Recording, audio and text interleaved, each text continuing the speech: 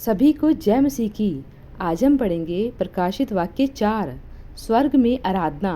इन बातों के बाद जो मैंने दृष्टि की तो क्या देखता हूँ कि स्वर्ग में एक द्वार खुला हुआ है, और जिसको मैंने पहले तुरही के से शब्द से अपने साथ बातें करते सुना था, वही कहता है, यहाँ ऊपर आ जा और मैं वे बातें तुझे दिखाऊंगा जिनका इन बातों के बाद पूरा होना आवश्यक है।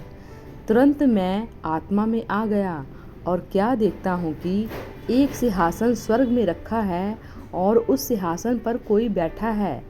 जो उस पर बैठा है वह यशब और माणिक सा दिखाई पड़ता है, और उस सिंहासन के चारों ओर मरकत का एक मेघधनुष दिखाई देता है।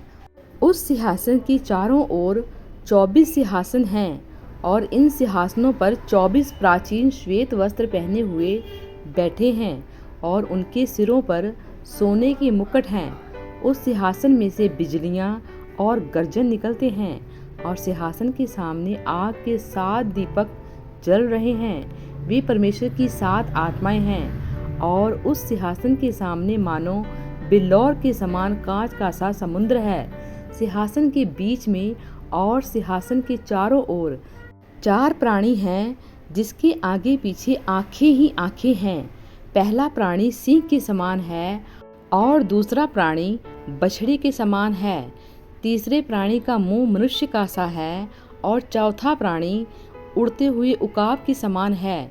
चारों प्राणियों के 6 पंख हैं, और चारों ओर और भीतर आंखें ही आंखें हैं, और वे रात दिन बिना विश्राम लिए यह कहते रहते हैं, पवित्र पवित्र पवित्र प्रभु परमेश्वर सर्वशक्तिमान, जो था और जो है और जो आने वाला है।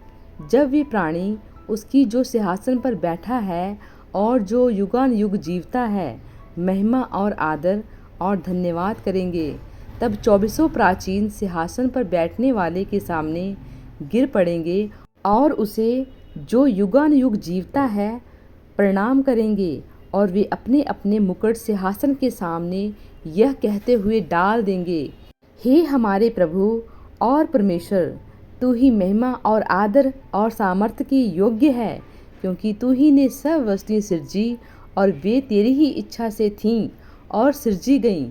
प्रभु इन वचनों द्वारा आपको बहुतायत से आशीष दें। आमीन।